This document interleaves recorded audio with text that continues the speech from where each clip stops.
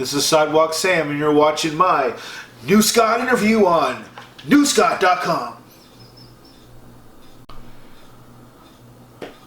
Alright, I'm back here with another New Scott interview, and today I'm sitting in the mansion. Brody Steele says you don't have a mansion, but this place is pretty sweet. Thank you. I see a dual cassette deck behind me. Yeah. So, it's awesome. But I'm sitting here with formerly CN Power, now known as Sidewalk Sam. I know him as Adam. How you doing today, buddy? I'm alright. If I had some Team New Scott swag, I'd wear it. But this is the closest I have. I have a New Scott Scotland cup here. That's not the real. That's fake. Oh, I bought it right from New Scotland Place. So. No, I mean that's not real New Scott stuff. No, that's the closest I have. So just put a piece of tape over the land and you're good. Add an extra T. So, were you always a fan of professional wrestling growing up? Oh yeah, for sure. Just growing up, I grew up, say about 10 minutes outside of Lunenburg, in a little community called Stonehurst, and we had 8 channels. But I only had the 3 starting, so the only way I could watch pro wrestling was go to the video store uptown and get the Coliseum home videos. Yeah. And I saw you guys talking about that in your first episode of your New Scott Adventures. Yeah. And the first video I ever got to own myself, my uncle got it for me for Christmas or something, was the K-Tel War Games.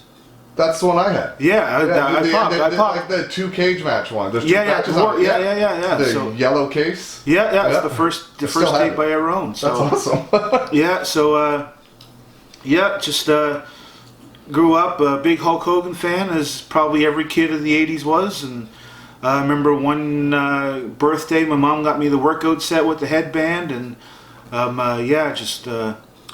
we got the 8 channels, Tanco cable. Yeah. And we got CHCH, so they had a weekly wrestling on there. We had always got Saturday night's main event on NBC, and so I wish if I had the opportunity to watch more wrestling when I was growing up, I probably would, but it was limited to getting a few cassettes at the video store in Lunenburg and the weekend wrestling on the 8 channels we had down home. That's awesome. I mean, for me, that VHS tape seemed like when I played it played forever. But it's only 60 minutes, eh? Yeah. As a kid, that seemed like 3 hours to me because I watched it so many times. Yeah. That's awesome. Who was your favorite wrestler to watch growing up? It's funny.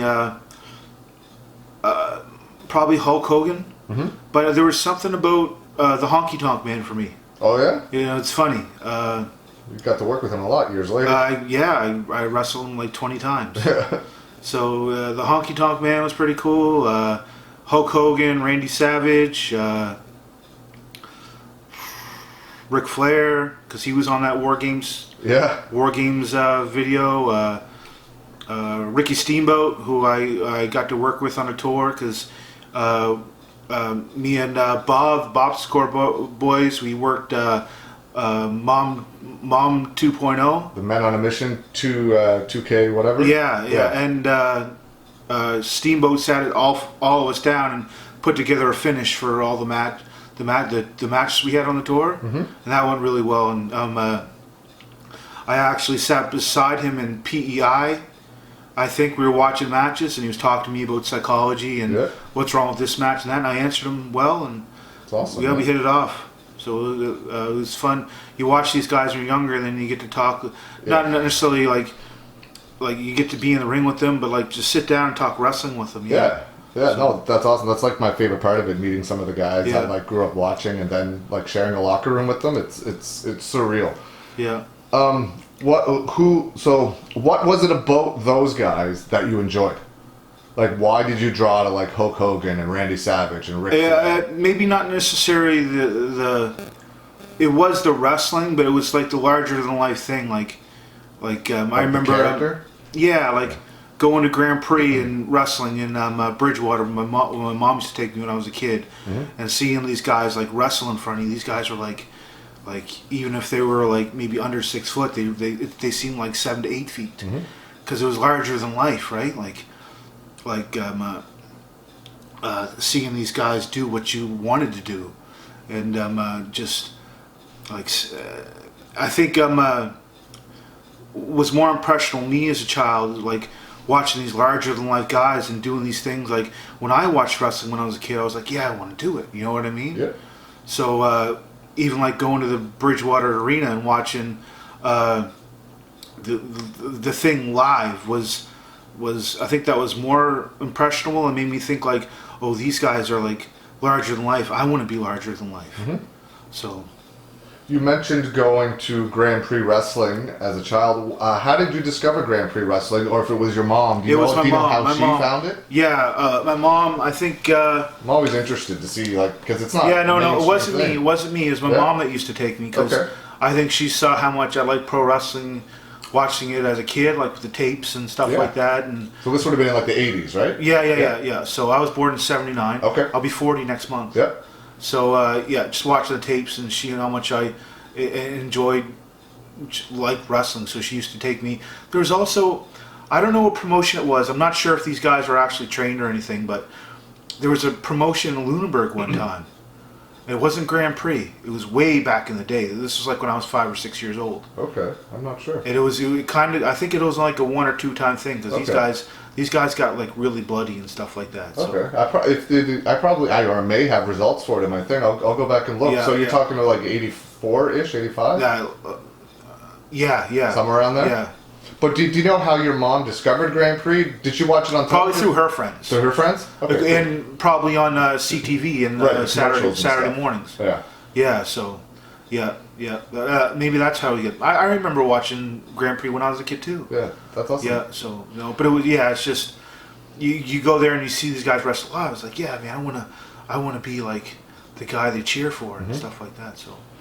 Now, you've lived your life, now correct me if I use the wrong terminology here, you've lived all of your life with schizophrenia, correct? Since I was 19, yeah. Since you were 19, that's when you were diagnosed? When I was diagnosed, so Did you like have it before that? No, the doctor said, when I was 19, I got into some wrong things, like drugs, and I smoked a lot of marijuana, and I had some really bad, I guess you could say, trips. Mm-hmm. So, and then the hallucinations started, and the voices started, and everything started going wrong. The one night I had a really bad night. I don't really like talking about it. If you want to really know about it, Promises, Adam Jack Pelly, 1995. Yeah, can you still buy your book? Oh yeah, just go to Coles or Chapters, and you can pick it up. You just got to order it. You go on Amazon, you can get it. Okay. What's it called again? Promises. Okay. Yeah, so the voices were getting really bad and stuff like that. So my dad took me to the Abbey Lane, and I was diagnosed with schizophrenia. I was in the hospital for 9 months. Was out. I'm back in for 4 months. So, but this is funny if you want to relate this to wrestling. One of my paranoia thoughts, like before I went into the hospital, I would watch WWE, and I thought all their storylines were related to what my thoughts were. Okay. So I thought like I can't remember, like it was like Mick Foley on one side and a Big Show on the other or something like that. And I thought all that was created because of my thoughts. But that's the kind of illness I have. I think like people can hear my thoughts through the television and stuff like that. But I've been dealing with that for 20 years, man. Wow. That's the illness. Yeah. And I understand that's the illness. That's what I've learned over 20 years. That's schizophrenia, not Adam Jack Pelly. Right. So before you were 19, you led a completely normal, or not before you're 19. Well, yeah, before you're 19, you led like a completely normal. I didn't have to take medication or anything. No, I played basketball all through my school. Played football in grade 12 at St. Pat's and was an athlete. In junior high school, I had won Athlete of the Year. Okay. Was on the double blue list, which meant grades 90 or higher. Oh, wow. I was doing very well, and then my grade 12 year in St. Pat's, I was on the football team. Then I was in a relationship with a beautiful woman, and then finally I started to steer the wrong way with drugs and stuff like that. And, yeah. Went back, got my grade 12 a year later at Parkview, and then I got into the city, and then just started to dwell into the wrong things, drugs wise, and then a couple bad trips, as you could say, and then the voices and hallucinations started. And do you regret doing that now? No. No? Because if I never would have became down to mental illness, I never would have found professional wrestling. Okay. So how did you find professional wrestling? So like I was living in a group home down in Gottigan Street, and there was a copy of the Coast there. Yeah. And I don't really read the Coast because, forgive me for saying, and I don't know, this is just me, but I'm not really interested in a lot of their material. Yeah. So for some reason, I don't read it either. Yeah. It's not. So I opened it up. I was looking through it, and I found like a very, very, very small ad for mainstream wrestling. Yeah. So I was like, oh, wrestling, because I used to go to RAW. You went to Real Action. Oh, all the time. Okay. Love Cardinal Sinners, right? Do you remember how you found that? Just by a poster, I think, around town. Because I remember I was like, I'm not a guy that tears down other people's posters, like stuff like that. But this is a cool poster. I'm like, I'm taking this, putting it on my wall. This is awesome. You weren't in the business at the time. No, you were just a kid that wanted a poster, I just wanted a poster put on my wall. Yeah. So and I went to another one. I was thinking about this today. I wondering if you're gonna ask a question. There was a promotion at the Forum. They used to run the Forum, ACW or something. Bobby Bass. 2002. It was Atlantic Coast Wrestling, and that was just ACW, and then they changed it to All Canadian Pro Wrestling, but same company. Bobby Bass and Buddy Lane ran it. Mostly Bobby Bass. Yeah, I don't know if I just say this because I'd be there and like Todd McPhee would come out or something. Oh yeah. And he was I filmed those shows. I filmed those shows. Yeah. You were there. I was there. That's awesome. I was sitting front row, and me not being knowing anything about wrestling at that time, be like, he's from Canada, cheer him, cheer him. And most of the guys, all their where they're from or works, right? They're all pretty much all from the Maritimes. All from the Maritimes. Maritimes are Ontario at that point. Yeah, and I'm from like, this guy's from Canada, cheer him. I didn't know, That's but funny. Yeah. Anyway, so I found the ad, and so I go, all right, so it's for the Bella Muse. So I'm walking up and down Agricola Street looking for this giant venue for a professional wrestling show. I can't find it. So I finally tracked somebody down, found it. So I walked in, and here's this big ring with a fireplace. For the record, I was there. Yeah. New Scott can attest to this. Oh, yeah. With a fireplace. It was a wood stove. A wood stove, yeah. With almost in the middle. There's about a foot from the ring. Yeah, and there's about what, 40 to 50 people there. Yeah, well, if that, man. But I had to sit in the back. Like I was. Okay. There was enough. For what it held. It held a decent amount of people. Yeah. So I watched, liked the wrestling show. It was okay. And so I remember. You remember who was on that show? I remember Vinny Glide. Yeah. Vinny Glide. Because I remember Vinny Glide from the ECW show because he cut a promo, but he didn't wrestle. Yeah. So I went to Vinny Glide. That was his professional wrestling debut. When he did the promo. Yeah. So when I walked in, they had pamphlets for the Matt Mechanics Wrestling School. Yeah. I forgot it was called that. The Matt Mechanics Wrestling School. Yeah. So I picked it up. I was like, oh man, this is interesting. Always liked wrestling and stuff like this. So I went up to Vinny Glide or something after. I was like, who's in charge of this? Yeah. So he was like, oh, get him. So I'm waiting. I don't know who I was waiting for. What was I waiting for? Like a 60-year-old man that that's been in the business. You know what I mean? Oh, totally. You're expecting someone like Emile Dupree or someone like of that age. Yes. Yeah. Here walks Devin Chick. I was like, hello. And your hopes and dreams are crushed. No. I'm just kidding. I'm just kidding. Not at all. I love Devin. Hello. How are you? And he was like, yeah, nice to meet you. Yeah. He looked me up and down, and I knew exactly for like first appearance. Yeah. He didn't think much of me. Yeah. Because I was at that time probably 310 pounds. Right. 300, maybe even close to 315. Mm-hmm. He looked me up and down. He didn't like me. He's like, come back in 2 weeks. Yeah. We'll do a tryout. You make the tryout. You get trained. I have this on tape somewhere. I know you were this tryout. You were there. Yeah. So I was like, all right. So I'm like, all right. I got 2 weeks. I gotta get in shape. I gotta lose 100 pounds. Yeah, I gotta get in shape. So I started going to the gym at Stadacona. I worked myself. I overworked myself one day so hard that some of the military had come up to me because I was passing out. I was so scared for this tryout. I was like, man, this could be awesome. So, day of the tryout comes, and it was tough. Not to cut you off, but you were already diagnosed with schizophrenia? Yes, yeah. Right? Because I was, as I said, I was living in the group home. Right. Yeah. I just want to make sure. Yep. Yeah. So it was tough. So there was like 4 of us there, I think, 3 or 4. Got through it, man.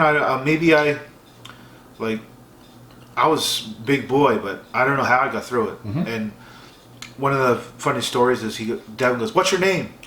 I was like, "Adam." He goes, "What?" Oh, Lamb. Adam.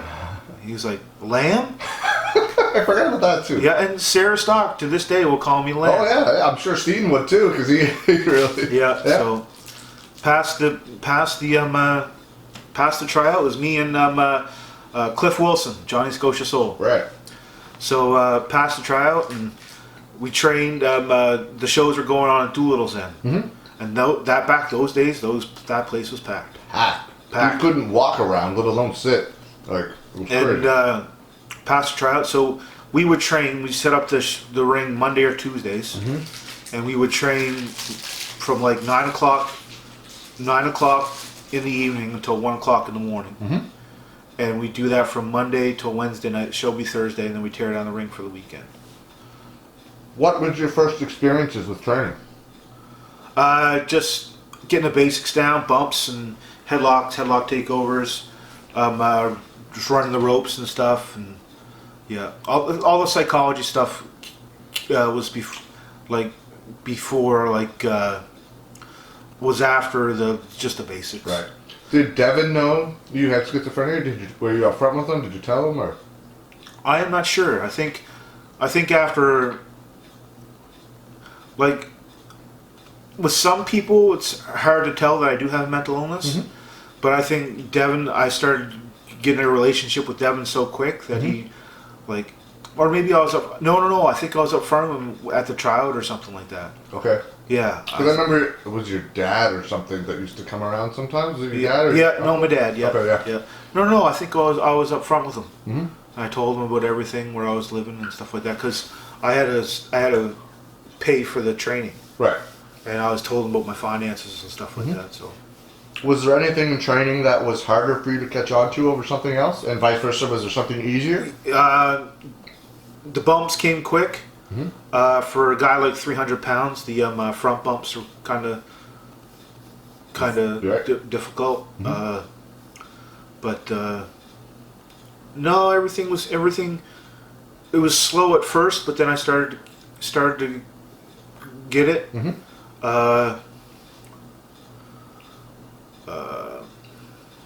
No, it was. I'm just trying to think now. It was a long time ago. No, yeah, that was 2003 for everyone that wants a reference. You started training, I think, February 2003, March 2003, yeah. Right around there. No, everything started coming along like. No, been a while. Lots of hits to the head. Yeah, no, that's fine.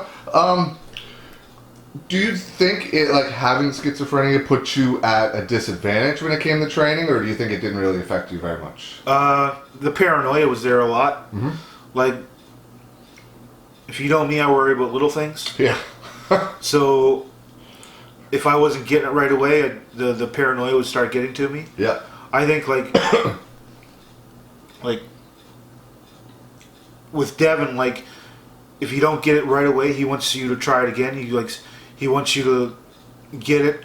He wants you to get it until you got it right. Which is good. Yeah, for sure. So, we'd practice it over and over and over and over and over until you got it right. And I think that's the same thing with any discipline, right? Like in a classroom, like with mathematics or anything like that. Like you gotta practice the equation before you get the problem, right? Yeah, I mean, if you're doing a legit martial art, you're going to practice that kick 10,000 times before you're good at it. You know what I mean? Yeah.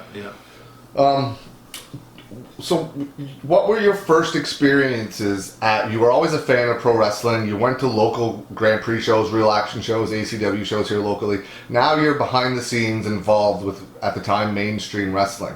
What did you think when you first started to get involved? It was okay. I found out that at an early time, if you respect the business will come back to you in a positive way as well. So, like guys from Maine would come down, or guys from Ontario and stuff. Yeah. And I was just starting out, so I'd be like, "Do you need anything? Water or bag? You need anything? Go this or that. Set up the ring, take down the ring." Which any young fellas, still do. yes, any young fellas. I've been in the business 16 years. And I have no problems setting up a ring and tearing down a ring. And if you complain about setting up a ring and you're 2 years in the business, I just think that's wrong. Yeah, So I 100 couldn't agree more. Agree more. It's ridiculous. yeah. So we're veterans now, brother. Yeah. So stupid. yeah. So just just helping. So by me showing respect to people that came in at an early time. From there came bookings in other country, like down in the States. Yeah. I think that developed into maybe my first match. You know what I mean? Maybe my first match came before maybe it should have. I don't know. Or yeah, that was going to. You didn't wrestle for a while after you got trained, right? Was it a few months? Like, do you remember when your first match was? Yeah, there was. I think I trained for like 5 months. 5 months. For like 5 or 6 months. Did you feel that maybe Devin wasn't comfortable putting you into the ring at any point during your training? Like, I mean, after you were trained? Or No, don't think so. I just think he was waiting for the right time. Waiting for the right time? Because I think he had enough wrestlers at that point that he didn't need me, and I didn't mean you weren't ready. Just maybe he was worried because of your problems, right? He was taking maybe too much care. Oh, okay, all right, yeah, I get what you're saying. Yeah, maybe he was. I think like maybe with the mental illness and stuff, maybe yeah. I hear what you're saying here, Scott, buddy. Yeah, that's fine. Do you remember any like? Back then, the locker room had like Tony Armstrong and Lincoln Steen and guys like Scott Savage, Sarah Stock. Do you remember, like, was anybody that gave you a hard time that you thought was undeserving, or do you think it was all fair? No, I got my butt handed to me when I first started. Yeah. I think I got beat up more, but I'm glad it happened that way. Yeah. Like I'm glad I got my butt handed to me because it gave me a little more level of respect to respect my others back there. You know what I mean? Like Steen would we go out there and wrestle, and he's pretty stiff with everything, pretty snug. Yeah. Tony the same way. Devin even the same way. Yeah. Everybody was, because like for example, Hulk Hogan, they broke his leg the first day. Right. And then he came back. I think they just wanted to see, does this guy have? Were you going to quit or not? Yes. Yeah. And that just shows just how much strength you have, and if you're meant for the business. That's what it was like back then. It's not like that now. No, it's not. It's not like that. I remember. I asked that specifically because I remember everything. I was there for everything that you went through, and I don't remember you ever complaining once. You just went out there, you took it, you came back and said thank you. Yeah. No. I was put through the. What you went through, most people would have quit like very shortly afterwards. I believe that 100%. Yeah, I was put through the ringer. Like, I was put through the ringer for about a year. Mm-hmm. Oh, at least. At least a year. But then, you know something? Like, I think other people might have saw that, like the guys from Maine, and I think maybe like, and other guys, like, they see how much you give it up and you don't say anything. Mm-hmm. That shows a little level of respect from them, as you know what I mean? Like, that shows to them, like, okay, this guy can hack it. Maybe we can do something with him. Yeah. What was your first match? Do you have memories of who it was against? Yep. So, Devin, the night before, I don't know if it was wrestling Sarah that night or something. He got on the mic. He said, "Tonight, if I lose this match, next week I'm gonna wrestle completely naked." Yeah. So we lost. Yeah. So came out the next week with a towel around his waist. He had gimmick underneath him, like spandex and stuff. Yeah. He said, "I told you I wrestled completely naked." Well, here he is, completely naked. And I came out with a shirt on that said "completely naked" on it. Yeah. So that's the birth of CN Power from Toronto, Ontario. Gimmick CN Tower, CN Power. Yeah. So I like CN Power was fun because it was the first gimmick you ever had. You wanted to do something with it and try to do the "why can't we be friends" thing. And that's right. You came up with the song, yeah. Dance with it and try to be the big baby face because I don't think I was experienced enough at that time to be a heel. Right. And I just go dance, get beat up, walk back to the back. You know what I mean? Yeah. So I thought it was fun at the time, and do you have memories of the actual match? no. You must have it. You were there. Oh, I absolutely have it on film. Yeah. Yeah. No. So that was fun, and yeah. So what else can I remember? No, and then I did. I remember a match down in. Talk about the dance. I remember a match down in Presque Isle, Maine. Yeah. I was working for Sonny and Santone, and I was walking around the ring, and the power went out in the arena, and then I just kept dancing. Lights came on, and I was still dancing. But yeah, so CM Power is fun, but I'm glad the transformation of Sidewalk Sam happened. What are your memories of working those couple of years at Doolittle's every Thursday night with it was a fairly talented roster at that point. Yeah, too. I mean, it was. So, what are your memories of some of those nights, some of those shows, with how crazy the fans were and how packed everything was? The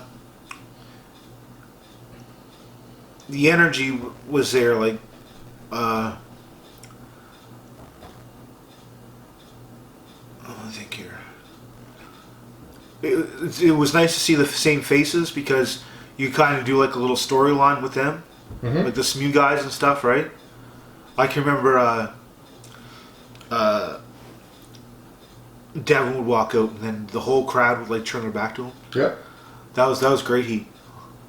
I don't know if he generated that himself, but he did. Yeah, so he did. Yeah, he did. Yeah, for sure. And then everybody would get behind, like it was nice to bring other guys in that could like Chi Cruz. That's what I was just thinking. Chi Cruz come in, and Chi helped me a lot too when I started. Sarah Stock helped me a bit, and Gary helped me, and Scott Savage, the father of New Scott. Because I used to go. Scene's the father of New Scott. Scott's my brother. Oh, okay. And yeah. Oh, you mean the father of my name? Yeah. That's where the name comes from. Yeah. So those people helped out a lot. Yeah, it's just But when I was getting my beatings, like a couple months after that, the crowd started to disappear a bit. And I'm not sure why. I think it's like that the talent that was wrestling there on a regular basis started to leave as well. Mm-hmm. So trying to get that base back up again. So it's getting there. I mean, the show last fall was fairly packed. The last one of the year. So if anybody's watching this, you want a great time. The end of June at Doolittle's. June 26th. Yeah. So So you eventually went out west, and that was 2004? 2005, I think, yeah. How did that come about? Well, Vance, Nevada came, and liked my hard work and liked my stuff for the ring. He said, "Why don't you come out for a month?" I said, "Sure." So I got there, got to the airport, and couldn't get a hold of Vance. You mean the airport in BC? Yeah. And I had a couple bucks in my pocket and luggage, and couldn't get a hold of Vance at the airport. Finally got a hold of him. He picked me up. So that was fun. I wrestled like 22 times in 30 days. That's awesome. There was a couple fairs. Surrey. What promotion was it? Do you remember? There's a bunch of them. Okay. Top Rope. I can't remember. There's the fair in Nanaimo, the fair in Abbotsford. Yeah. I can remember Abbotsford because Mauro Ranello did some of the commentary. Yeah. He did a lot for ECCW back in the day. Yeah, and I remember training at his school one time because I did some work in the training with Kyle O'Reilly. Okay. And I think the From Undisputed era. Yeah. And I think the Singh brothers were there as well. Oh yeah, Gerb. Yeah, but they've been on tour out here many times. Yeah, anyway, yeah. So, and then to Prince George and stuff like that. But for some reason, I didn't get over with Vance's wife. I don't know why. She didn't like me. No. No. Were you She loves Scott Savage though. Oh yeah. Oh yeah. She loves Scott Savage. Everybody loves Scott Savage. That's right. Yeah. So that was fun, and then. Yeah, so I think it was that was before I wrestled Honky for the first time. Yeah, because you came back as mainstream wrestling champion. Right? Yes, yeah. How did that come about, and what did you think of winning Devon's title for the first time? Because you won it out west. Yeah, it was pretty cool. That was in Nanaimo. I wrestled Vance the first night of the fair, and then the second night of the fair, I won the title. That was pretty cool. Like it's a promotion you're trained in, and yeah. And it was probably by then it was like the third or fourth promotion I ever worked for. Cause I was down in Maine before that, and yeah, it was pretty cool, like to have it and hold in your hands. But so you mentioned working Honky Tonk Man. That would be coming up relatively soon. What are your memories of working someone for the first time that you watched on TV? So Vance, this is in Digby. Okay. And Vance comes up to me. He's like, "Pelly, you work so hard. You work so hard in that ring, doing everything. Tonight you're wrestling Honky Tonk Man." I was like, "Yeah, oh man, the Honky Tonk Man." Because I told you before this, I liked Honky growing up. Like, yeah. So when I was a kid, I was taking guitar lessons. Yeah. And I went up to my buddies up the road where we used to play basketball and stuff. And I took my guitar and I wanted to be like the Honky Tonk Man. So I went up to the sheetrock above his place. And I smashed my guitar because I wanted to be like the Honky Tonk Man, and my parents weren't too happy. I don't imagine. No, so Vance said you're working Honky tonight.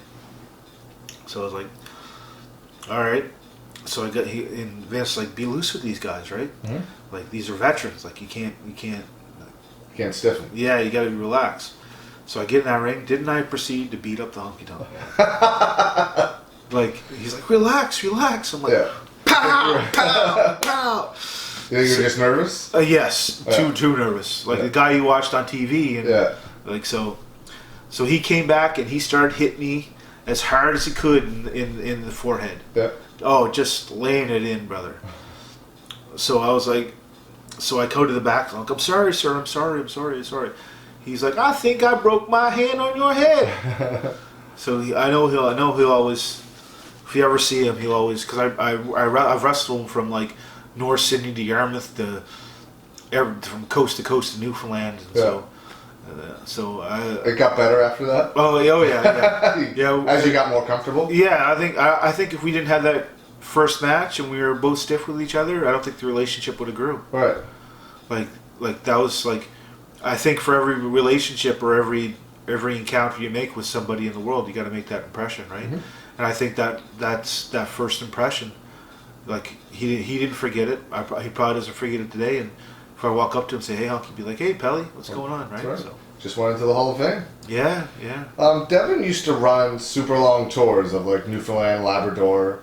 Did you do all of them? Yep. Yeah. What are your memories of being on the road for that long? Because they were longer tours than WWE was doing at the time, like continuous. Right. What are your memories of that? But I don't think anybody, one person, could book a 34-day tour in 36 days.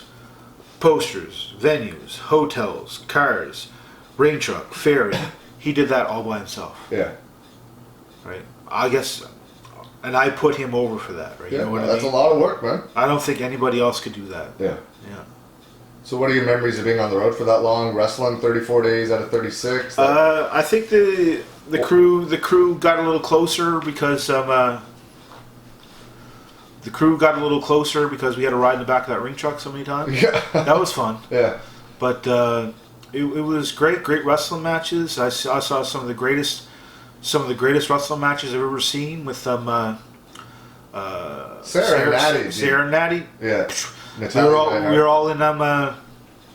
we were all in St. Anthony, Newfoundland. They were out there wrestling. All the boys were watching, except for one person. I'm not going to name them. Yeah. And Mike got hot. I bet that this person was not watching this match. Legitimately, the two best, maybe ever, right?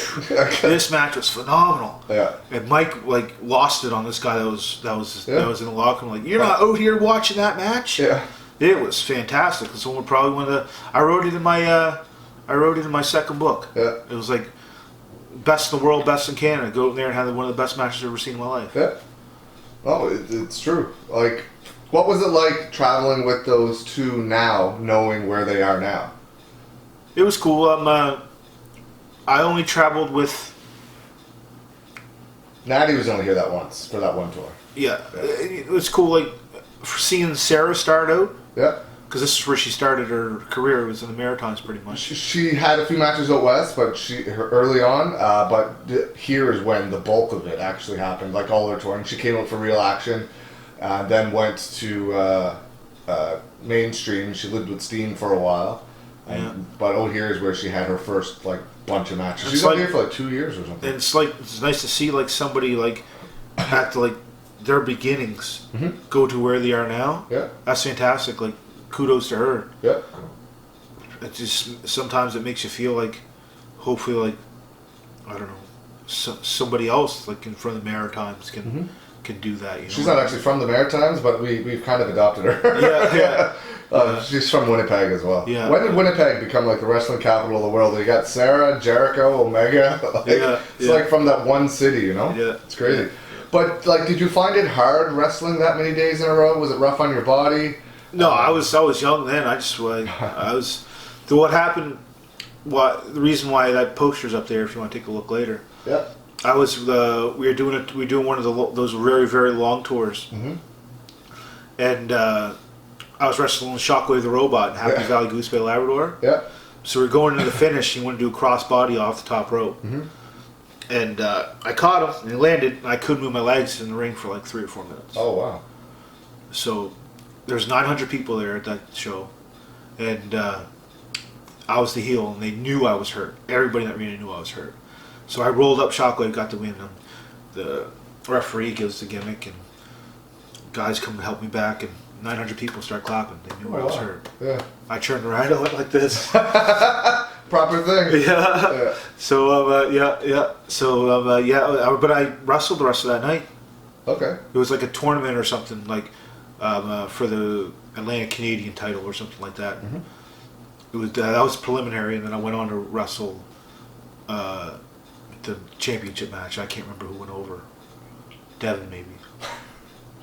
What was the diagnosis?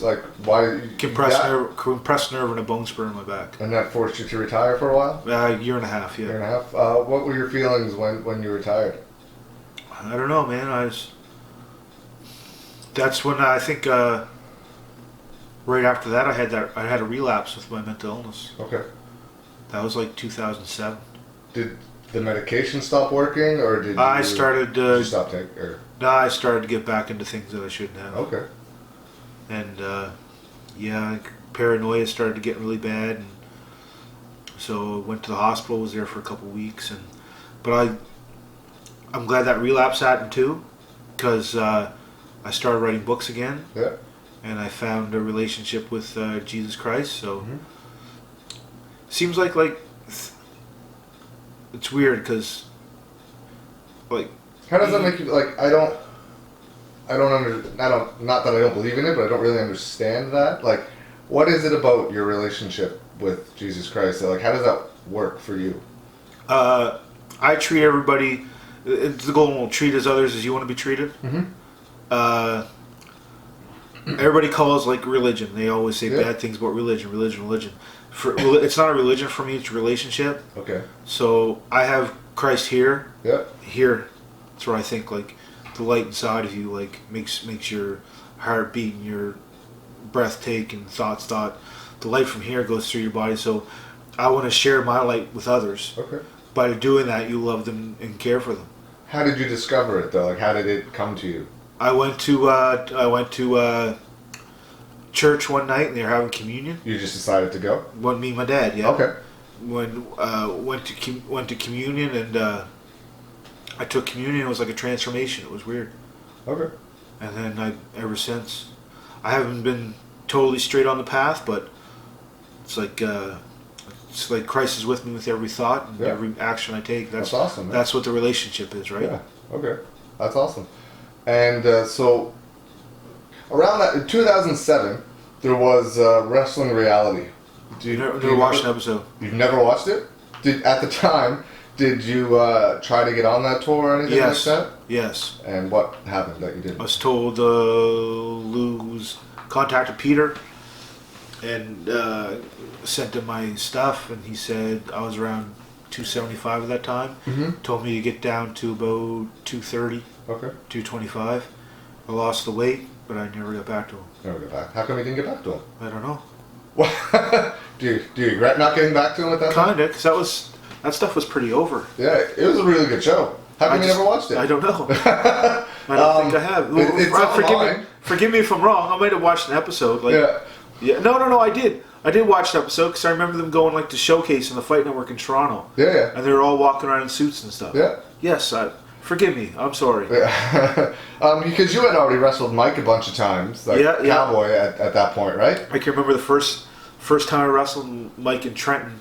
Gave me a snap mirror, hit the ropes, and kicked me as hard as he could in the face. I was green then too, right? Yeah.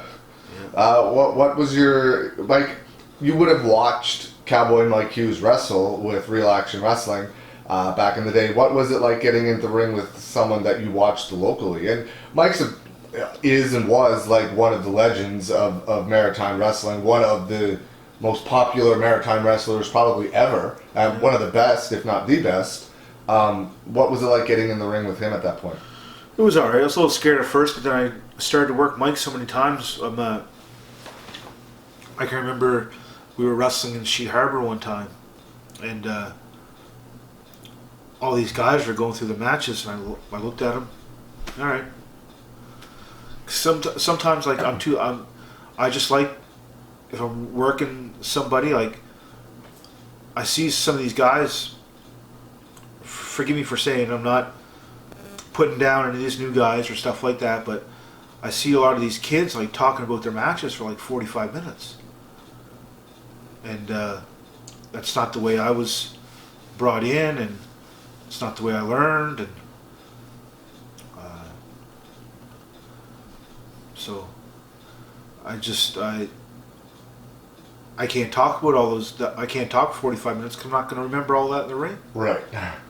So, but wrestling Mike, once we were to the point, like, we didn't even hardly have to talk about anything. We go out there and wrestle a great match. And that's what Mike's like, right? Yeah, so, he's the best. If he's not the best, I don't know who is. Like it would be him and Titus in my books. I think Mike's the best. Jason Rumble's up there. You think? Yes. Jason's good, but I don't think there's anybody anywhere in the country near Mike and Titus. Like I could say both those guys could show up on television tomorrow and not look at a place, right? Mm-hmm. Rumble's good, but unfortunately for him, he's short, right? I mean, I don't mean that as a knock. He's a super talented wrestler, but Mike's 6'5", like Titus is 6'3", 6'4". I can't say about Titus because I've never been in the ring with him. Yeah. But Mike, yes. Yeah. But I've learned so much from Jason over the years. Yeah, no, I'm not knocking. I love Jason. It maybe, and I didn't see Jason wrestle when he was younger, so maybe he was fantastic back then. He probably was. But I've watched Mike wrestle for almost 20 years. I've seen Titus from day one, right? Yeah. So that's just my opinion. Oh no, yeah. Right on, man. Right on. You've never wrestled Titus? Never. No. You never wrestled Titus. You've never watched Wrestling Reality. No. Maybe you'll get too soon. Titus has started to come to VCW Canada now. So you retired. What was that night like for you when at that time you thought you were having your last match? They did a thing for that Sam Retires thing at Doolittle's. And, yep. They did a big tribute thing, and I started bawling. And what else? There's a lot of all the boys at work came up and give me a hug, and so I turned into a referee for a year and a half. Right. What was it like not wrestling anymore and being the referee? It was sad. Yeah. You didn't like It was nice. It was nice. Was it nice to still be involved? It was nice to be involved, but it's more work to ref 5 matches and than wrestling one. And I did the longest tour Devin ever did. Yeah. I was the referee for the whole thing. Yeah. That was a lot of work, but I couldn't. I've done them, not like those tours you're talking about, but I've done like 3 or 4 days in a row where I've ref, not 34 days in a row where I've ref. I couldn't imagine, man. yeah, Yeah. it's a lot of work. Yeah. So, did you look for any advice when you were starting to ref, or did you just take over and Just went straight just into went it, there and yeah. did it? What made you decide to come back? I got the go ahead from the doctor, and Devin did the expo. The Bret Hart one. Yeah. Yeah. And he asked me if I wanted to wrestle, and I was like, "There's this guy coming up from Earl Cooter. yeah, there's this guy coming up from the States, and he's to work somebody. I think your 2 gimmicks working each other would Yeah. kind of work." And I was like, "Yeah." So I got an opportunity to sell my book at the thing. And You were sitting next to TJ Grant, right? that's what I was thinking. Yeah. UFC fighter. Yeah, Former we UFC hit it off fighter. great. We talked to each other all day. Yeah, he's a nice guy. So, yeah, it was fun, and he went to hit me with the garbage bag or something like that. All the recyclables went everywhere. And And you guys didn't empty them, and the crowd got wet. Do you remember that? yeah. It was over with Pete. Peter liked it. So. Yeah, that's funny. So what were your memories of meeting someone like Bret Hart? Because is probably the most famous Canadian wrestler ever. One of the most famous. Period. Oh, Bret Hart was nice. I gave him a copy of my book. Yeah. And he really appreciated it. Then I asked his wife. I was like, "Is he really going to read my book?" Yeah. And she was like, "For sure. Probably read it on the flight home." So That's awesome. then I got it was a weird letter like a couple weeks later from Rusty Nail on Facebook. I don't know who Rusty Nail is, saying that they really enjoyed my book and stuff like that. So I don't know. And Bret Hart gave me a friend request like a week later. So That's awesome. You originally, primarily in the Maritimes at least, when you were starting out, only worked for mainstream wrestling for the most part, Yeah. right? You eventually did some UCW tours. yeah. How did you start crossing over to work for UCW as well?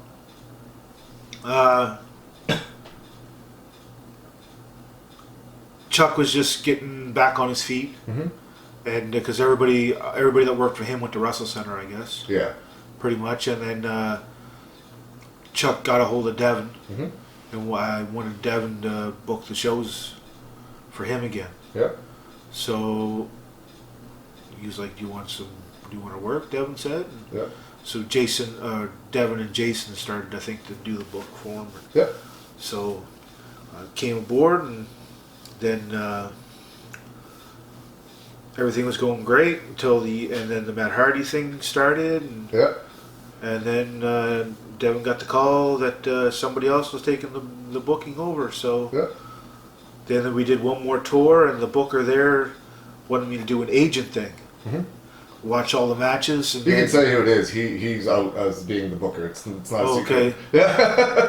it's not a secret. So Marcus went to Devin and Rumble. He's like, he wants you a part of the tour. I was like, "Oh, all right, wrestle." Yeah. No, he wants you to be an agent. I was like, "What? An agent?" And I was like, "Is this a rib?" And he's like, "No, he wants you to be an agent." I was like, "Well, let's be part of the fun. Just do it." Yeah, I mean, you could pass on your knowledge that you've had. You were wrestling. That was like 16, so you were wrestling for 13 years at that point. Yeah. So I still don't know if it's rib or not, but Did you do it or no? oh yeah, I did. Yeah, no, it was fun. Yeah. Got to meet Rikishi, Tatanka, and all those guys, and did the same thing. Like that, I think that's what somebody in my position would do. Like, if all those guys wanted anything, you would get it for them, right? Yeah. And as I said, I helped tear down, break down the ring, and watch the young people matches. Some guys didn't want to be talked to. Some guys very much like the advice. Mm-hmm. I'm not going to name names, but That's fine. But that was the last time, at least for a little while, that you did work for UCW. yeah. How come? not contacted. Okay.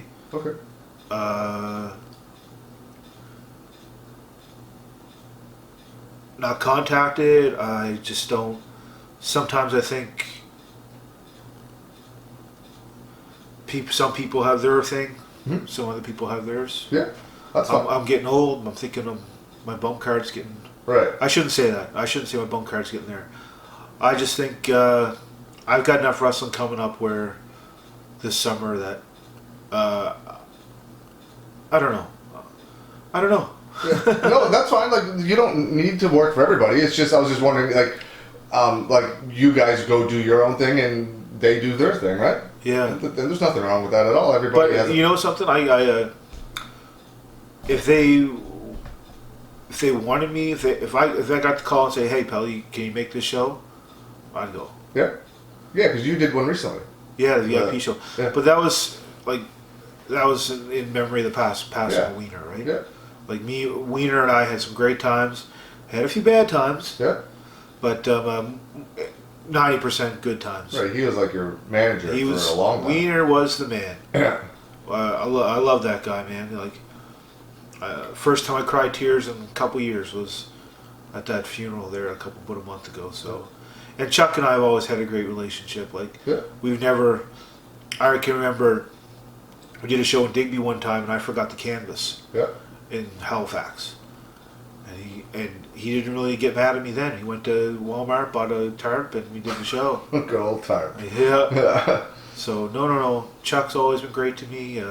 I'm not in cahoots with the new management or anything. I just met him one time, Kevin Daniels. I don't really know him that much, and Yeah. I've always been on great terms with Troy. So Yeah. if they'd have me back, I'd go. So Cool. You never know, right? yeah. So from 2016 to now, you've been wrestling down in like the States a lot, down in the Maine, New England area. Yeah, Massachusetts. So, Maine once a month with Jason usually. Mm-hmm. Going to Maine for 2 weeks in August, doing Skowhegan Fair again. Okay. That was a great time. You're wrestling at Fenway soon, right? Yeah, that's right. Yeah, Fenway. Talk about that, because that's pretty huge. So there's the El Mundo Festival at Fenway Park every year. That's where the Boston Red Sox play. For Yeah, people yeah, that don't so, know. The Green Monster. Yeah, so If you don't take a splash from the top of the Green Monster, don't come home. No. So Bo Douglas, guy I've tagged with a lot up here. You remember Yeah, Bo? I do. Yeah, and Dante Luna, who helps Bo run his shows in Malden, Massachusetts, or side of Boston. So I met Dante for the first time a couple months ago when I did the Bell Time show down there. Mm-hmm. I gave him one of my signs because I made the signs, we'll wrestle for food and stuff. Yeah. Signed for him. His daughter came up to him and said that Sidewalk Sam was her favorite wrestler. That's awesome. So every year they do a show at Fenway Park. It's not right on the field. Yeah. It's just like where the concessions are and stuff. Yeah. So it's a full day thing, and it's probably going to be like last year. There's probably like 50 wrestlers on the show. Okay.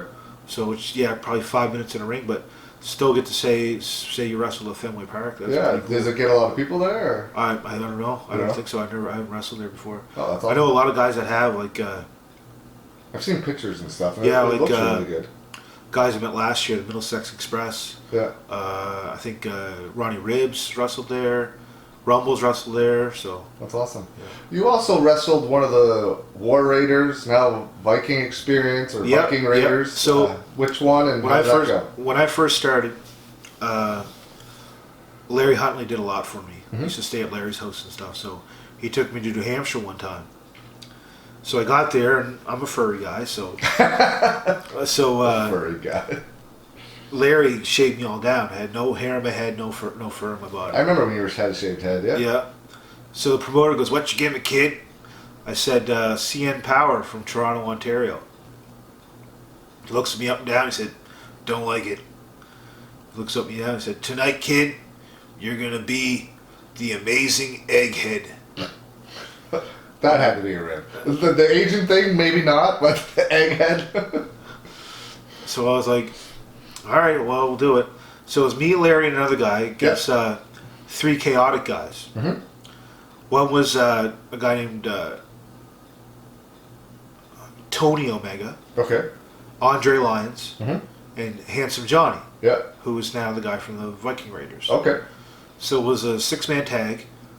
So we were all going to sit down and talk about it, and this Andre Lyons guy goes, "What's the finish?" And I took the heat, and we just went out there and wrestled. Mm-hmm. And, Do you remember when this was? It was in New Hampshire. Yeah. Must have been 2004. Okay, so way back when. Yeah, okay, yeah, yeah. Okay. Yeah. This is before he didn't even have any facial hair then. Right. So I took the heat and just did generic hopes like small packages and schoolboys and stuff. And I think Larry took the hot tag, and it was fun.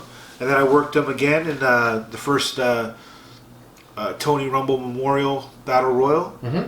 And that was fun. He threw me over the top rope. So Oh yeah. yeah. That's cool.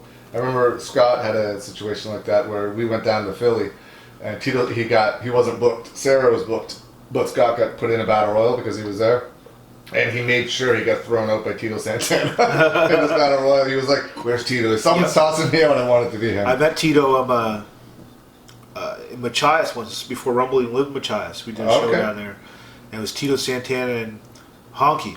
Okay. I walked up. Honky was like, "Pele!" And he introduced me to Tito Santana. So Yeah, cool. Tito came here once in September 2007, wrestled Bobby Roode in Cape Breton for ECPW. Oh, right on. Have you ever been in contact with Sheldon to go up for ECPW or anything like that? No, I don't. No? You're just not interested, or? Yeah. Yeah? Not get along with Sheldon? No, I've never met him. Oh, you've never met him? Okay. I don't know. Will you contact him on Facebook? You think, or? Yeah, I can put you in contact with him if you want. I think Sheldon's it's June great, 1st. dude. It's June 1st, isn't it? June 1st is his next show. That one's booked. But, Yeah, no, he has some in, like, throughout the summer. Yeah, too. I'm down in Machias on June 1st. Oh, okay. Cool. You had a match at Doolittle's a couple weeks ago against Brody Steele, where the winner is to go on and defend the title at WrestleWave, correct? There was the first time you were ever in the ring with Brody Steele. You had met him a few times. What are your memories of that match? Were you nervous going into it? Well, if you can see a picture, you were taking videos out back, weren't you? Yeah. You'll probably see me gnaw my fingernails off. Yeah. Oh, before or after? Before. Okay, no, I don't have before. I have the after. Oh, all right. Okay. Well, yeah, I was taking some bumps and I was rolling in my stomach. Yeah. First off, Peter Smith probably knows more about wrestling than I'll ever comprehend. Right. Let's More than most, probably. More, Like, yeah. In the Maritimes, probably Easily. in the world. Easily. Probably knows more about wrestling. So Yeah. I think some thoughts came to my mind. I was thinking, if a Mack truck went head on with an SUV, somebody's going to be dead. Yeah. So maybe like when he booted me in the face or the big clotheslines, maybe that's what I was thinking, like roll over dead, like selling wise. Yeah. Not even selling, just all right, big bump, that's it. Yeah. Trying to get like his size and his force over. Now that I think about it, I was wrong. I should have been there for the false finishes. Right. Did you talk to him about this beforehand? No. Okay. No. That was just. But I should have been there for the false finishes, and I should have, my back should have been to the mat. But I learned, like, I know the next time hopefully the next time I work them, I know, like, it's like anything. Like the first time you swing a bat, you're gonna probably get a strike. You know what I mean? Right. So but I know the next time I work them, and next time I swing that bat, hopefully I'll get a triple. That's maybe a right. home run. Get a home run. He talked to you after the match backstage. What were some of the things that he said to you? What was some of the advice that he gave you? I was loopy. Yeah. Like my head was ringing and stuff like that. So if I can remember. That's I have it on tape. I'll play it. It'll be fine. But so you don't really remember the things that he said to you? I took a couple hard bumps. That's what I meant. Like Mack truck hits an SUV. You know what I mean? You took the choke slam really nice. Yeah. Do you remember the choke slam? Yeah, I think my head went through the ceiling. It did. Yeah.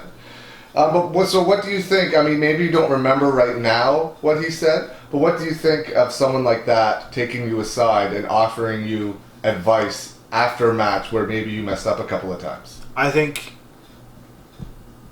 even though I was in the wrong, he for somehow in some way cares about not even about the way I work, but the person I am as a human being, maybe. Right.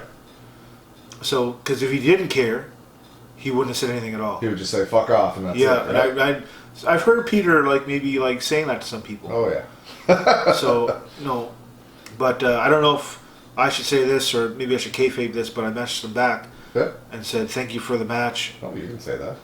Thank you for the match. I wish I was there for everything. Hope we get to do it again. Yeah. And he messaged me back, said he enjoyed it. Yeah, good. That's awesome, man. I mean, it's the heat of the moment type thing too, and I think for him doing that shows how much he does like you. Because, like you said, if he didn't, then he wouldn't bother, right? If he didn't want you to get better and didn't care, he just would have said fuck it. But in your case, he took you aside, he sat down, he talked to you, and gave you advice so that it maybe next time you work, like you said, maybe you'll knock it out of the park, right? Yeah, I know how to work him now, so it's gonna be right. And in all fairness, I'm sure 99.9% of people that work Peter the first time are extremely nervous, right? Like he's gigantic and he has the reputation, right? Like people believe in his character 100%, and that's what it should be. All right, we got some questions here from some fans. Just gotta bring them up. You ready? Yeah. You ready for some fan questions? No? You got some fans. Here we go. First question is from Tieran Hawkins. This is Big T. He wants to know, how did it feel making your debut completely naked? He was asking about the gimmick.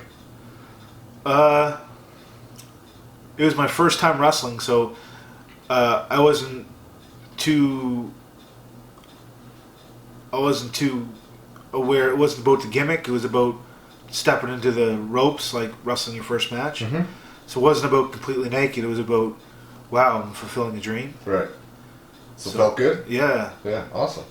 And he has a second part here, which he asks everybody in all the interviews.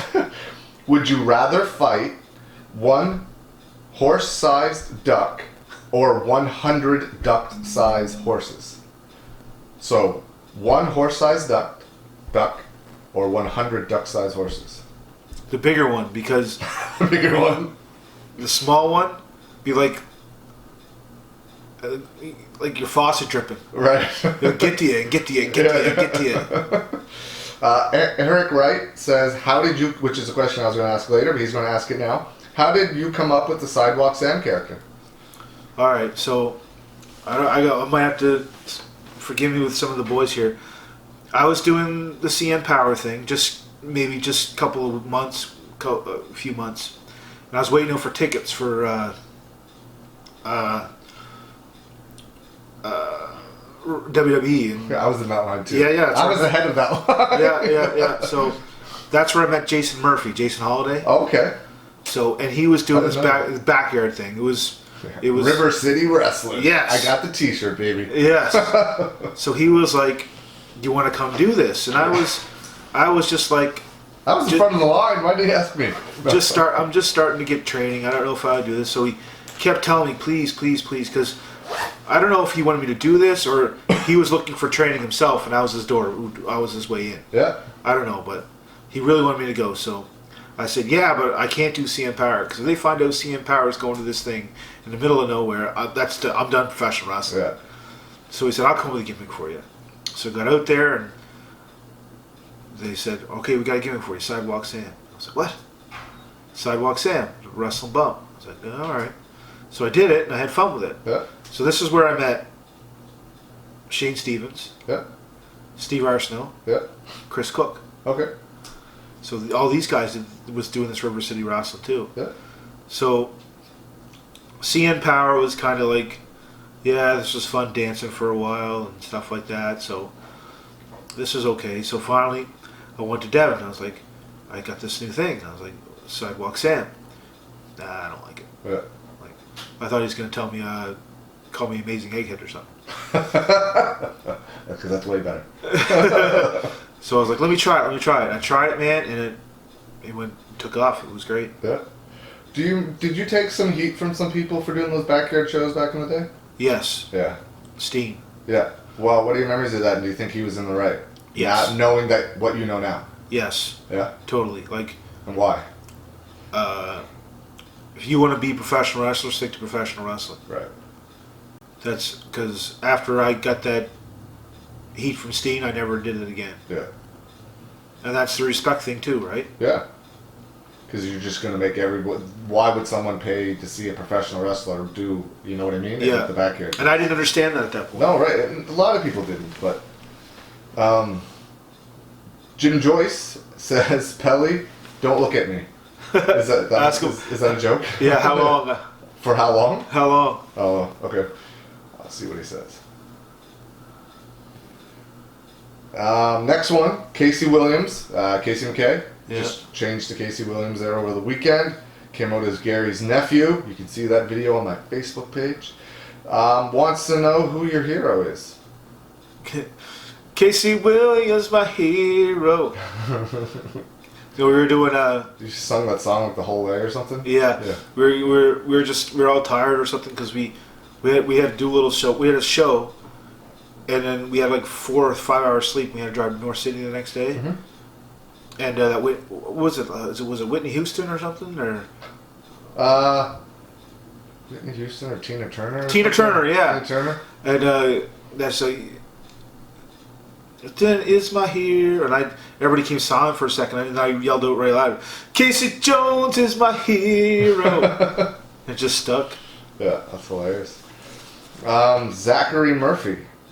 If you could build an all-star team of the Celtics from every player over the tenure of the franchise, who would be your starting 5? Larry Bird, John Havlicek, Kevin McHale, Paul Pierce,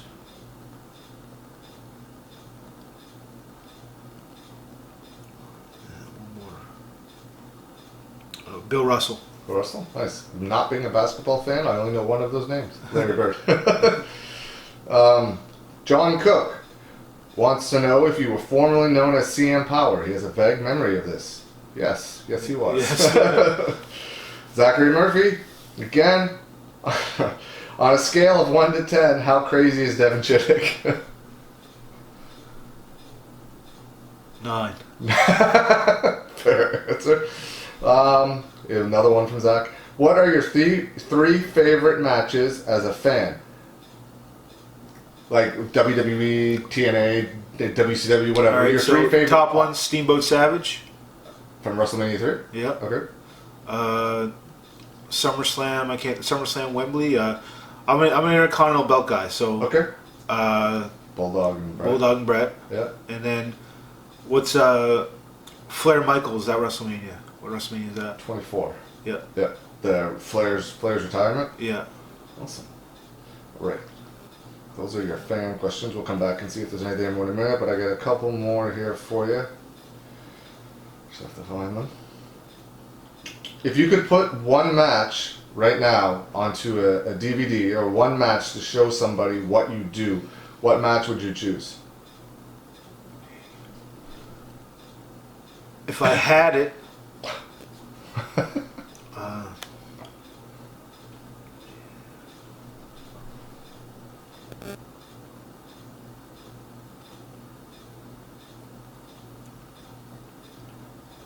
we thought it was on tape, but they didn't. Does that still count? Yeah, no, I just meant what's your favorite match of yours ever? Like, it doesn't need to be on tape, just like if you could pick one to put on a tape, what's your favorite match you ever had? Probably me and Devin and Miramichi. Yeah? When? It was just... Remember when? 2 years ago. Okay. So, because the promoter's wife came up to him, came up to her. She doesn't watch wrestling, so it was the best match she ever saw in her life. Nice. So, but there's got to be, like, as I said, I don't know. So let me rack my brain. There's been a lot of matches. Yeah, you can come back to it if you want. The next one, who's your Mount Rushmore of maritime wrestling? Like, who would you put on the foreheads? You obviously know what Mount Rushmore is, I assume. Yeah. Yeah. Who's the top 4 guys from all time? All time? Yeah. Have to go with the Sinners. Yeah. 2 of them. Gary. One more. Leo Burke. There you go. That's not bad at all. What are your thoughts on the current? What are your thoughts on the current maritime wrestling scene? Like how it's progressed to what it is right now? Because it's pretty hot right now. Yeah, I wish. Hot. Do you still think wrestling for kids today has the aura that it did when we were kids back then? Not at all. I wish it did. That's what I think's lacking. I wish. But I don't think there's any way to get back to that because the internet exists. You know what I mean? And I do stuff like this. But somehow, some way, I wish that aura would come back. Yeah. And I wish these young kids today could generate that aura. Yeah. Like for me, like I don't Sidewalk Sam. Like maybe it's the gimmick, but Sidewalk Sam hardly ever goes on like Twitter or anything like that. Yeah, you just make a video for the page and that's Yeah. that, right? I don't like conversating with wrestling fans. Huh? That's just me. Sidewalk Sam, you mean? Yeah. But it wouldn't make sense with the bum gimmick, right? Like, right. Why would I have a phone, or why would I do social media? I don't know. Right. I just wish, for somehow, some way, these young guys could generate that aura again, if that's possible. Do you think? Do I think it's possible? Yeah. No. I think the internet and the fact that everyone does stuff like this, which is what people find interesting now. Maybe it doesn't need to be because it's still extremely popular. Like if you turn on the WWE network, like everything other than their shows are like this, like their road trip show, their photo shoot. That aura's there. What do you mean? They have that aura. Maybe it's WWE? Yeah. You think? Because everything they do breaks down the fourth wall. But still, though, if you saw Seth Rollins walking down the street, you'd mark out. I absolutely did. I got a picture with him. But So that's not. Maybe I'm misunderstanding what you mean. Do you? One So with the one second. So with the kids watching. Explain to me. Yeah, what no, you mean. I got you. I thought you mean as in like believing everything you see No, on I was television. thinking like, would a kid walking down the street, they saw like Jeff. But to be fair, this isn't me knocking them because it's everybody everywhere. If you saw Daniel Bryan walking down the street and you weren't a wrestling fan, you wouldn't assume he's a wrestler. I got you. If you saw Brody Steele walking down the street, you wouldn't necessarily assume he's a wrestler, but you know he's something because he's gigantic, right? Yeah, and I wish if you saw Kurgan walking down the street, you're gonna know he's something. If you saw Hulk Hogan walking down the street, he's something, I got you. right? I got you, Scott.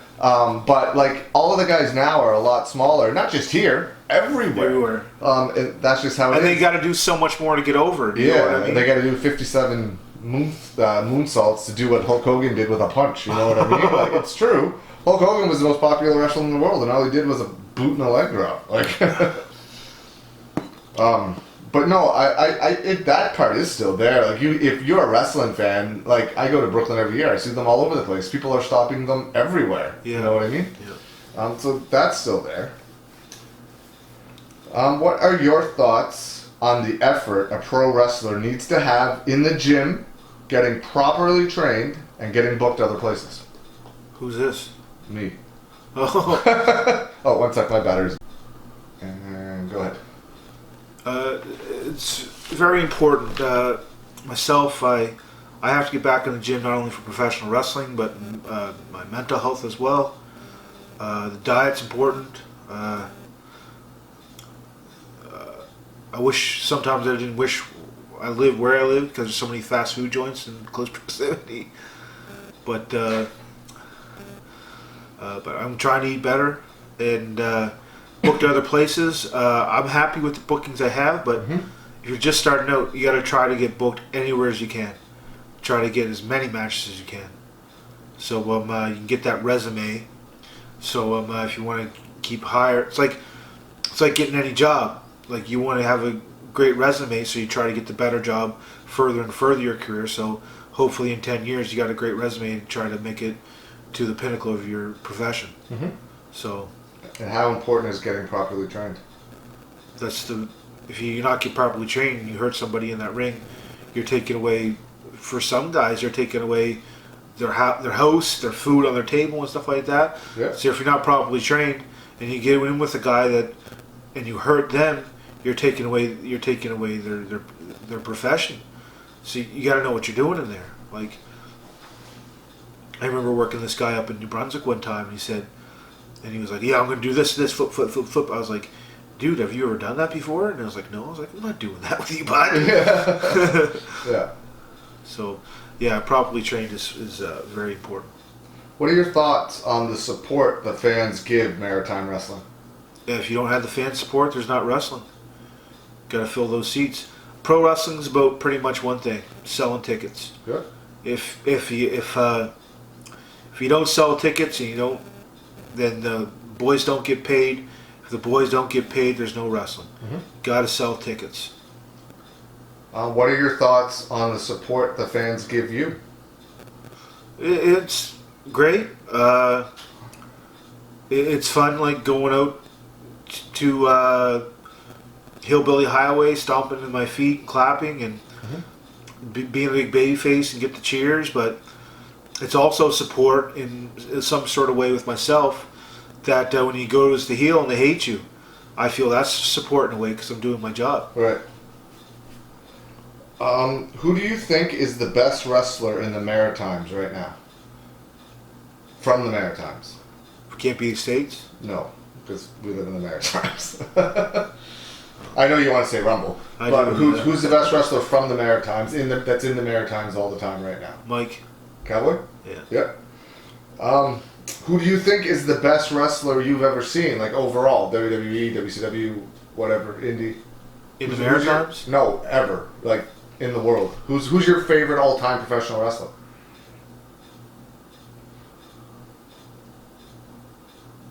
Like, promos were... Who was the first... When I said, who's your favorite wrestler, who came to mind? John Cena? Okay, that's fine. He's your favorite wrestler? Yeah. Yeah, I love John Cena. I got no problem with that. John Cena's fantastic. I think John Cena's a person that understands wrestling like me, like less is more. Yeah. So that you understand what I mean there? Absolutely. Like, why do a 450 when you get the same reaction off a headlock? He doesn't have to do anything. He's just going to put his hand in front of his face. Yeah. Why do all those, like, crazy shooting stars and why do all those crazy backflips and stuff when you get this same reaction from a shoulder tackle or a headlock or like a hip toss? You know what I mean? Right. Absolutely. 100%. What effect do you think social media has had on pro wrestling? We just talked about that. Right. So for like promoting shows, yeah, it's better for selling tickets. Remember we just talked about that. Bringing in it's a lot easier to promote. Getting the word around. It's like if you get one person to see your Facebook post, they can share it to 10 more, to 10 more, to 10 more. Right. So selling tickets is a lot easier. Yeah. But as we talked about that aura, I think it's like that aura is kind of like it's not it's kind of degressing. So positive selling tickets and stuff like that, but I think like I don't know, positive in one way and negative. I'm not sure. It is negative some way, but I just can't. I'm trying to think. What do you think? Like you said before? Both. I think it's positive and negative. I think if you're a person that believes in everything has to be hidden, I think it's a negative. But I don't look at it like that. I look at it more like it's a live movie or a live play where I could care less if the good guy and the bad guy are friends. I'm not going to not go see... It's entertainment. I'm not going to go not see the Avengers because Chris Hemsworth and whoever plays the bad guy are friends in real life. You know what I mean? That's not going to make me enjoy it any less. You have to suspend your disbelief whether you watch a television show, whether you watch a movie, whether you watch pro wrestling. You know what I mean? To me, it's all the same thing. If I go see a play on Broadway, I'm not going to like it any less because if I see the good and bad guy hanging out outside. You know what I mean? But that's just me. Maybe I look at it differently than most people. You're making sense. I'm old school, man. I get it. I just think like I don't. Sometimes I want it back to that old school way, like heels and faces dressed in each locker room, and they come out and stuff like that. So No, I get it, and a lot of people feel like that. I just don't. I don't think it matters. For me, it doesn't matter at all. I still watch it every day. I know it's predetermined. Like, it hasn't changed the fact they sold 102,000 tickets for WrestleMania a couple of years ago. Every one of those people knows it's predetermined. You know what I mean? Like, they don't care. And the Avengers is going to make like $3-4 billion. It's not real. And that sells tickets, right? Yeah. It's still selling tickets. So yeah. And if you didn't sell tickets, the boys wouldn't wrestle. So yeah. Okay, years ago, the Maritimes used to draw a lot, like Grand Prix used to sell it to form every Thursday night. Real Action Wrestling was drawing 1,500 people every whatever day of the week they ran to Exhibition Park. Ever since since then, we've never seemed to get back to that level of audience on a regular basis. Why do you think that is? Not that it's bad now, but it's not to where it once was. Why do you think that is, and what do you think has to be done to get it back there? Because they predate the internet, right? There was no internet, barely an internet for Real Action Wrestling, barely an internet for Grand Prix, or there was no internet for Grand Prix. I kind of think it may be like different disposal of entertainment in people's hands. Mm-hmm. Like even like back in Grand Prix back in the early 70s, used to fit like 2,000, 3,000 people in an arena because that's all they have for entertainment, right? So you think there's too much else going on? Yes. Yeah. No, that's fair. Everything's at the tip of your fingertips. Now you don't have to leave your home to do anything. Yeah. You can order like fast food now to your house. Yeah. I just think that there's so much more to do nowadays. Yeah, but there still will be that wrestling niche where you're going to draw, like, if you promote a show well enough and stuff like that, you're still going to draw 100, 200 people. Like, no, it's fantastic now. They probably have 500-600 people for Booker T on Saturday, right? Yeah. The form was pretty almost all that crowd was generated through social media. Absolutely. I didn't see a poster up all through town. I don't know about that, but there was. I don't do the posters for them, but there was one piece in the paper that I know of. Yeah. Sorry, could have been more. I don't know. And we did a spot for television the Monday before. Yeah. But other than that, it was probably 95% all online, right? Selling tickets. Yeah. Do you have anything that I didn't mention that you wanted to talk about? I want $10 more off my merch for doing the interview. No, just go on. I'm just kidding. Do you have anything else that you want to talk about? That I haven't mentioned? Go out and give them, if you're seeing this interview, I'd just like to thank you for sitting through your time and go out and help buy a ticket and watch some great wrestling. Yeah.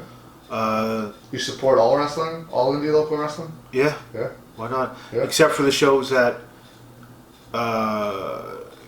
if you go to a wrestling show and you haven't heard of a wrestler that hasn't legitimately been trained, like, you know what I mean? Like backyard shows. Yeah, don't go to those. Yeah. But I mean, like, VCW, UCW, IHW, ECW, yeah. like, you support for sure. all of those, right? Attend those shows. That's great. Yeah. Family friendly, professional wrestling. Go attend those shows. Buy a ticket and help the boys in the back, and so they can come back and entertain you again. Right. Do you have any closing comments for any fans, family, or friends that could be watching this? Hello to everybody. Hope you enjoyed the time, and support. Maybe New Scott can get a nice little cup for him. I can, actually. Get a nice little cup for you guys to sip out of. And, there you go. Yeah. So, and I want to thank New Scott for coming into my home. Not many people coming here, and watch everything newscott.com, and hopefully in the next New Scott Adventures you'll see a giant tear my head off. He was pretty calm when he talked to you. No, I mean in the ring. Oh, in the ring, yeah. There'll be clips of him choke slamming you through the ceiling, for sure.